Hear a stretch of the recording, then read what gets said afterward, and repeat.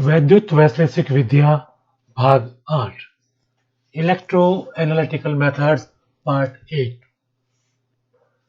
इससे पूर्व के इसी श्रृंखला के 7 वीडियो में हमने ये जाना वैद्युत वैश्लेषिक विधियां क्या होती हैं, यह कितने प्रकार की होती है। हमने ये भी जाना कि वैद्युत वाहक बल, धारा, प्रतिरोध और विभवांतर किसे कहते हैं, इनके मात्रक क्या होते हैं। भाग 2 में हमने चर्चा की थी इलेक्ट्रोकेमिकल सेल। उसके तहत हमने डैनियल सेल की संरचना और कार्य प्रणाली को समझा था। इसके अतिरिक्त हम चर्चा कर चुके हैं वैद्युत रासायनिक सेलों में चालकता की, हाफ सेल रिएक्शन की, लिक्विड जंक्शन यानी कि द्रव संधि की, उसकी उपयोगिता की। भाग 4 में हमने बात की थी उत्क्रमणीय और अनुत्क्रमणीय सेलों के बारे में।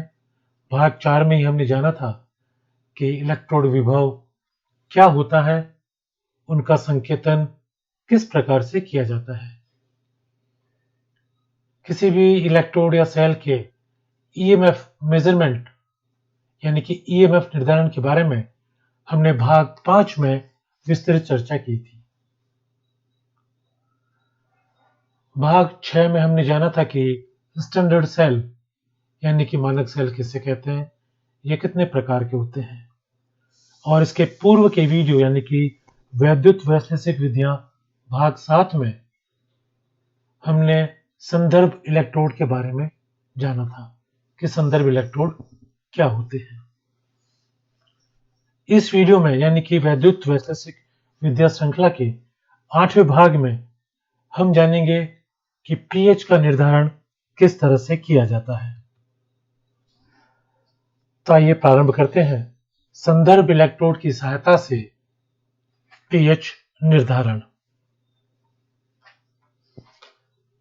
विद्युत वाहक बल यानी कि इलेक्ट्रोमोटिव फोर्स के मेजरमेंट द्वारा हम किसी भी विलयन का पीएच ज्ञात कर सकते हैं।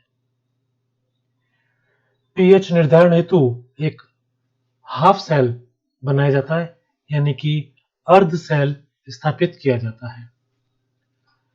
इस सेल में उस विलयन को भरते हैं जिसका कि पीएच हमें ज्ञात करना है, और यह जो सॉल्यूशन था जिसका कि हमें पीएच ज्ञात करना है उसमें एक हाइड्रोजन आयन के प्रति उत्क्रमणीय सूचक इलेक्ट्रोड को डाला जाता है। यानी कि करना क्या है कि हमें वह विलयन लेना है जिसका कि पीएच ज्ञात करना है और उसमें एक इलेक्ट्रोड डालना है, और वह इलेक्ट्रोड कैसा होगा जो हाइड्रोजन आयनों के प्रति रिवर्सिबल हो। अब यह एक इलेक्ट्रोड डालने से हमारा हाफ सेल तैयार हो गया, और इस अर्ध सेल को अब एक निर्देश इलेक्ट्रोड के साथ युग्मित करके पूर्ण सेल बनाया जाता है। यह निर्देश इलेक्ट्रोड जनरली कैलोमल इलेक्ट्रोड होता है। अब जब ये आधा सेल तो वह बन गया जिसमें कि हमने हमारा वह विलयन लिया था जिसका कि पीएच ज्ञात करना है और उसमें एक इलेक्ट्रोड डाला था। दूसरा एक निर्देश इलेक्ट्रोड जो कि जनरली कैलोमल इलेक्ट्रोड है। जब ये दोनों इलेक्ट्रोड मिल गए तो एक संपूर्ण सेल का निर्माण हो गया। अब इस संपूर्ण सेल का ईएमएफ यानी कि विद्युत वाहक बल ज्ञात कर लेंगे, और जब संपूर्ण सेल का विद्युत वाहक बल हमको ज्ञात हो गया तो उसमें से जो निर्देश इलेक्ट्रोड है जिसका विद्युत वाहक बल यानी कि ईएमएफ हमें ज्ञात है वो घटा देंगे। तो उससे जो इलेक्ट्रोड हमने उस विलयन में डाला था जिसका पीएच ज्ञात करना है उसका विभव हमें ज्ञात हो जाएगा। और जब इस सेल का विभव हमें ज्ञात हो गया तो इलेक्ट्रोड विभव समीकरण का उपयोग करके पीएच के मान की गणना कर सकते हैं। अधिकतर जो इलेक्ट्रोड निर्देश इलेक्ट्रोड जो काम में लेते हैं वह है hydrogen electrode, glass electrode, twin hydrogen electrode और एंटीमनी इलेक्ट्रोड। तो सबसे पहले जानते हैं कि हाइड्रोजन इलेक्ट्रोड द्वारा पीएच का निर्धारण किस तरह किया जाता है। हाइड्रोजन इलेक्ट्रोड जो कि हाइड्रोजन आयन का जो सॉल्यूशन है उसके संपर्क में है, तो उसका विभव हम नर्स्ट की जो इक्वेशन है उसके द्वारा ज्ञात कर सकते हैं। यहाँ आपके स्क्रीन पर ये इक्वेशन आप देख रहे होंगे। जब इलेक्ट्रोड पे अभिक्रिया हो रही है कि हाइड्रोजन जो गैस है वह हाइड्रोजन आयन में परिवर्तित हो रही है और इलेक्ट्रॉन मुक्त हो रहा है, तो इसके लिए n की वैल्यू 1 होगी। और ये हम जानते ही हैं कि हाइड्रोजन इलेक्ट्रोड के लिए E0H2 का मान 0 होता है। तो समीकरण को हम सरलीकृत फॉर्म में भी लिख सकते हैं। तो अंतिम परिणाम के रूप में हमें जो समीकरण प्राप्त होगा EH2, यहाँ ये बता रहा है कि हाइड्रोजन इलेक्ट्रोड का विभव जो कि हमने उस विलयन में डाला था जिसका हमें pH ज्ञात करना है, equals to -2.30 RT upon NF log AH plus ion. ये हाइड्रोजन आयन की एक्टिविटी है AH प्लस आयन। अब हम ये जानते हैं कि log 10 to the base AH ion ये pH के बराबर होता है। तो जो हमारी अंतिम इक्वेशन थी उसको हमें इस प्रकार से लिख सकते हैं कि EH2 यानी कि हाइड्रोजन इलेक्ट्रोड का विभव equals to 2.303 RT upon FPH। और 25 डिग्री सेल्सियस पर जो इसके मान स्थिरांक होते हैं तो ये बराबर हो गया EH2 यानी कि हाइड्रोजन इलेक्ट्रोड का विभव इक्वल्स टू 0.0591 pH। यदि हाइड्रोजन इलेक्ट्रोड को उस विलयन में डुबाया जाए जिसके pH का निर्धारण करना है और उसे संतृप्त कैलोमल इलेक्ट्रोड के साथ युग्मित किया जाए तो सेल को हम इस प्रकार से व्यक्त कर सकते हैं।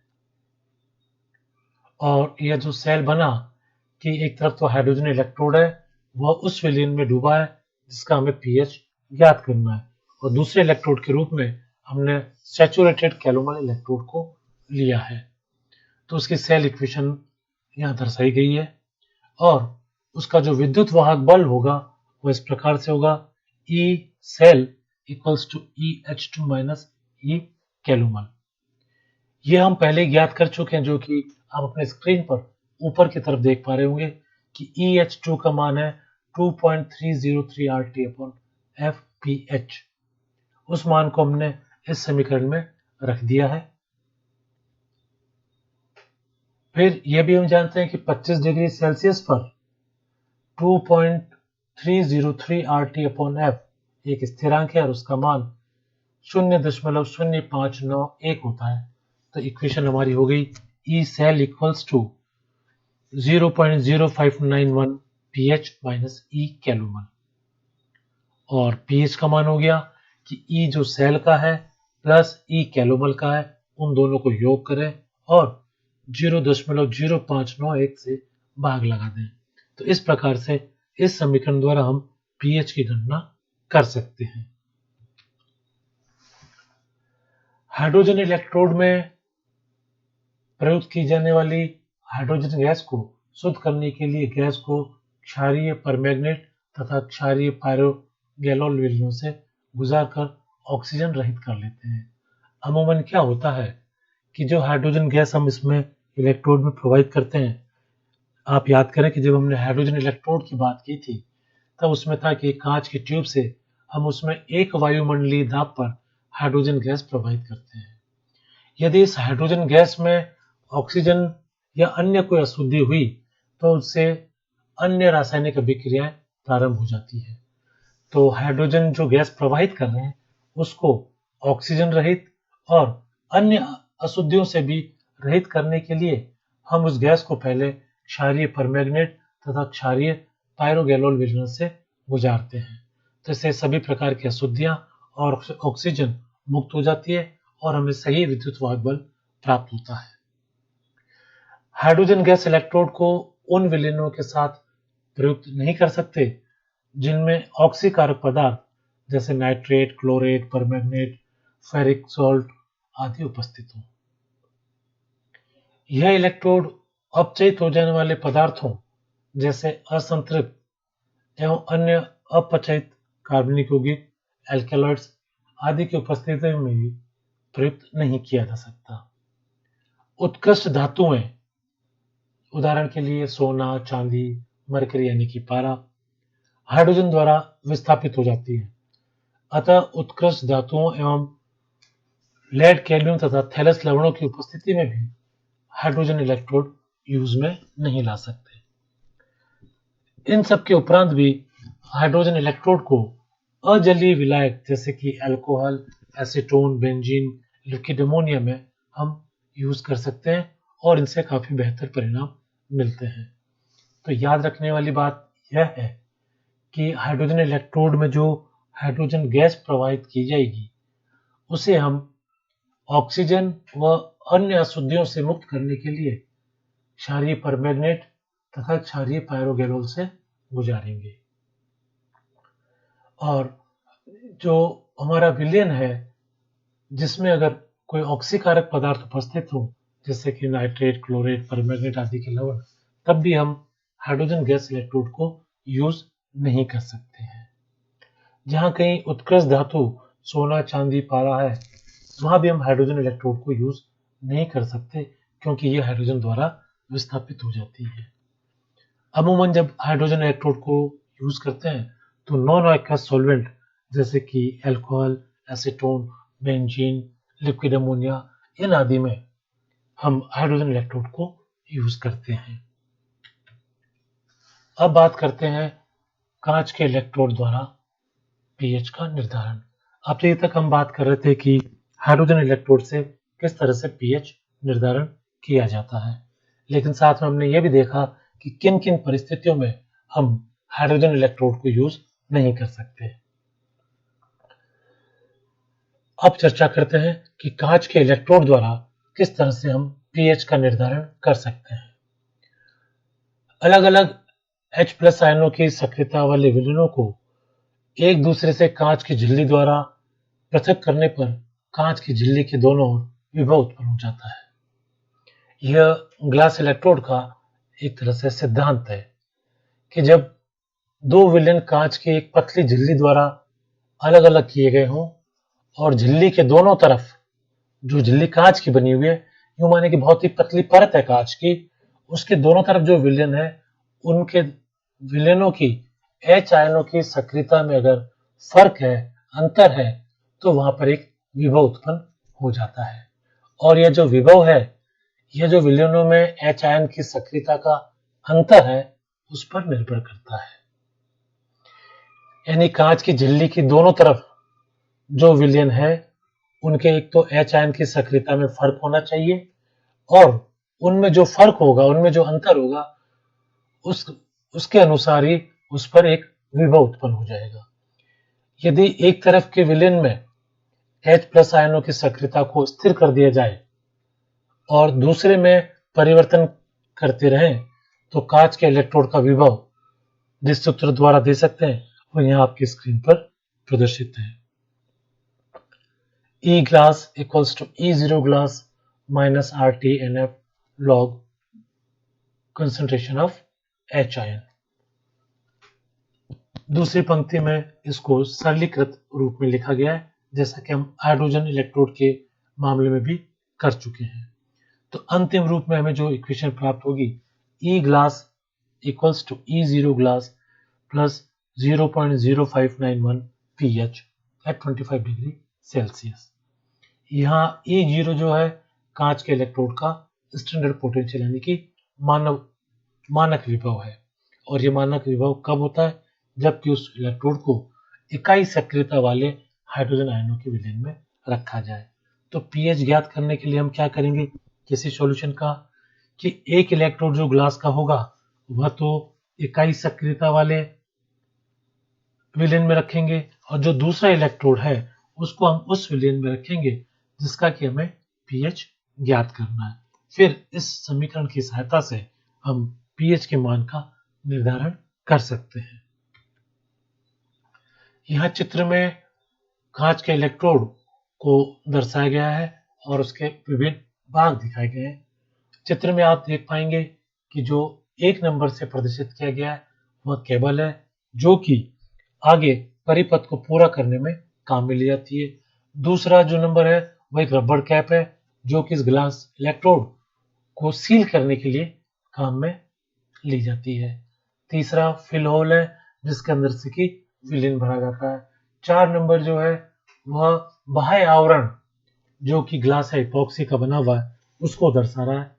5 नंबर आउटर रेफरेंस चैम्बर को प्रदर्शित करता है, जिसमें कि विलेन भरा जाता है। 6 नंबर पे जो वायर देख रहे हैं आप पतला सा, वह सिल्वर या सिल्वर क्लोराइड का वायर होता है। 7 नंबर एनुलर रेफरेंस है, जो कि जंक्शन की तरह काम में आता है।